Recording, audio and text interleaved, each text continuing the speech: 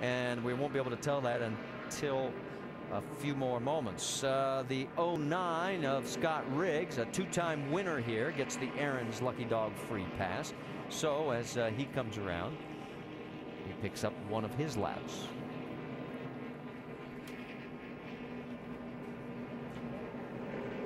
The race leader right now is Scott Wimmer. Kelly Byers is second. Mike Wallace is in third.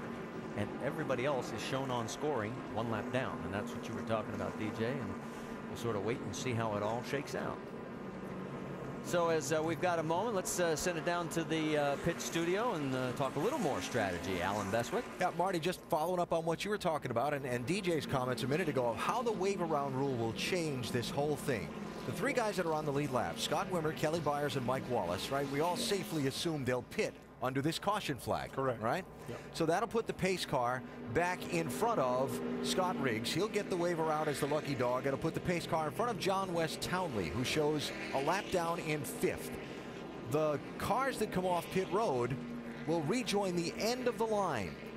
So everyone that's between John West Townley and the race leader, probably Scott Wimmer, when he comes off pit road, is going to have the chance to get the wave around the pace car and come back around and rejoin the lead lap. So we're going to end up with probably about 27 cars on the lead lap when this is all done. And the only reason this is going to work for a lot of those guys is because they just got fresh tires. You agree with that, DJ? Yeah, you're exactly right, Alan. And that's the great thing about the new rules that NASCAR has put into position. Makes these situations much more manageable. Instead of having all these cars on the tail end of the lead lap, where we used to have a lot of problems, now we'll have them all back on the lead lap racing each other. I know it's confusing for them because I got a great view up here and I'm confused. Yeah. And that's why it's always safer to just say, okay, we'll sort this out in just a matter of moments. You see Mike Wallace, as he has also come to pit road to get his service in the Monster Diesel Impala. They've got plenty of time. The pace car is right now down the backstretch. So while they roll on out, as we've completed 108 of 225 laps, we'll step aside for just a moment here at the Nashville Superspeedway. But a lot of racing still to go.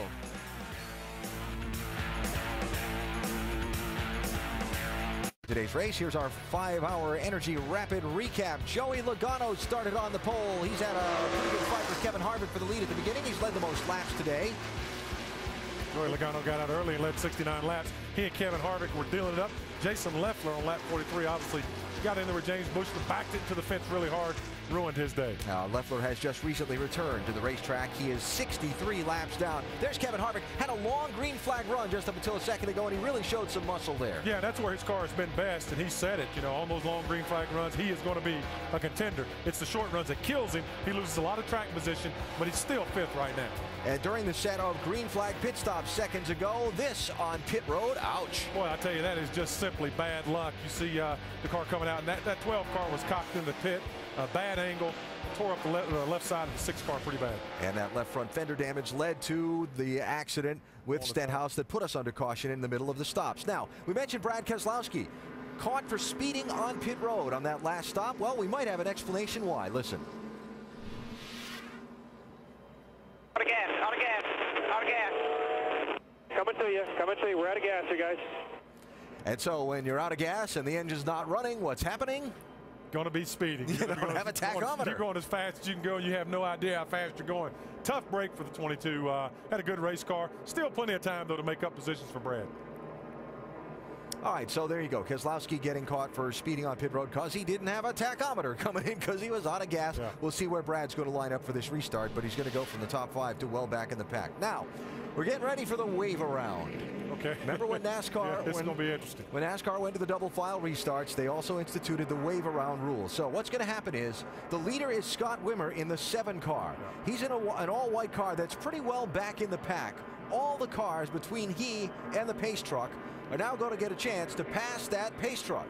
So some of them, like Stephen Wallace, are going to come all the way back around and basically make up a mile and a third here as soon as they get the go-ahead signal from NASCAR. You'll see Kevin Harvick and James Busher and all these guys. Here they go. Race within a race. Right? 42 cars back on the lead lap here. Yeah. So there they go. And the one who will stop the procession past the pace truck will be Scott Wimmer. He'll come up in line behind. So all the guys who got caught on pit road by the caution are now back on the lead lap. And they'll come back around and rejoin the tail end of the field. And once again, we've got us a lead pack to go racing. Trick is, they don't have much time to get caught back up. That's exactly right. That happens on the 1 to go signal. One to go. So you yeah, see the leaders. Yep. And you see the pace truck coming out of the turn there. So they've got to really hustle to get back up there and get in line. Or as you can see, they'll be left out for lunch. So, now to sort it out, I hand you to Marty Reed to figure out where all these guys are running on the racetrack. Good luck, my friend. All right, thank you, Alan. We can tell you there were a total of 22 waiver rounds. 15 got back on the lead lap, plus Scott Riggs, who was the lucky dog. So now it is Wimmer. He's going to be on the inside in that number 7. Then Kelly Byers, Mike Wallace, Scott Riggs, Kevin Harvick, 5th. Logano 6th, then Kyle Busch, Reed Sorensen, Carl Edwards, Brendan Gaughan. That is your top 10. So the whole complexion of this race has reshuffled just as we approach halfway. Pace truck is off.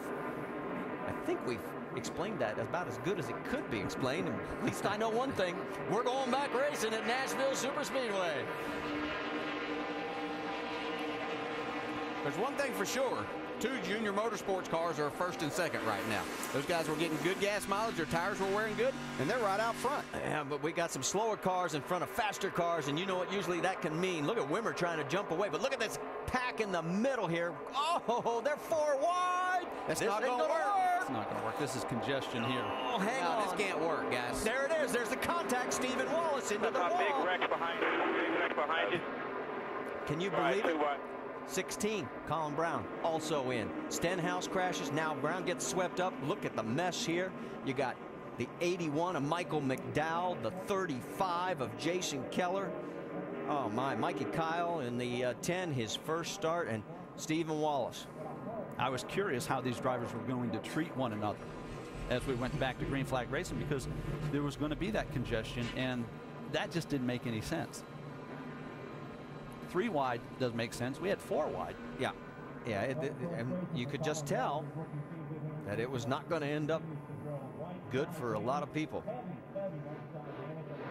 All right, let's go back and take another look at this mess. This all started off of turn 2. You can see the 1 car get to the inside and make it 3 wide. That sorted itself out, but here 4 wide right behind him. And there's just no room. And I don't know what makes us drive like this or behave like this, but there is an urgency midway through the race if you think, I've got to get to the front, and maybe that's part of it. Well, the only thing you're going to get to the front to in this deal is the front of the hauler. Seems pretty obvious after the fact, doesn't it? Yeah. I mean, it's like, where are we going? You can see both of Rusty's cars that he owns, the 62 and the 66, were 2 on the inside, but that kind of forced the hand of Jason Keller in the 35, and he didn't have anywhere to go, and that's kind of where things started as the 66 got up into him. Let's go on board with Steven. Just listen. Still pedal. Still pedal. Still pedal. Pedal forward. 2 outside. 4 wide. 2 outside.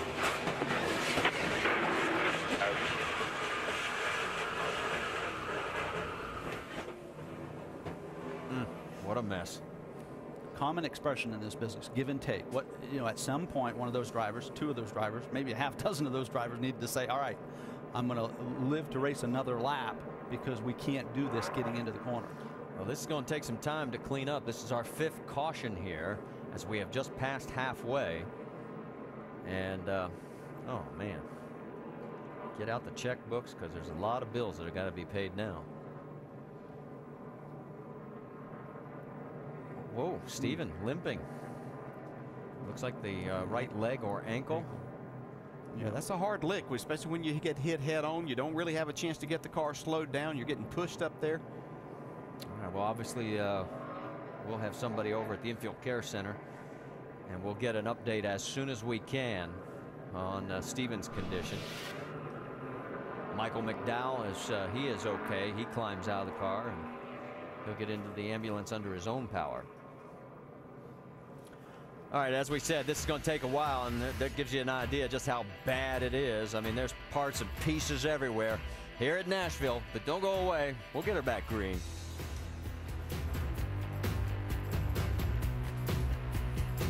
Delivers the opening night of the Major League Baseball season tomorrow night, and it is a good one. The New York Yankees head to Fenway Park to take on the Boston Red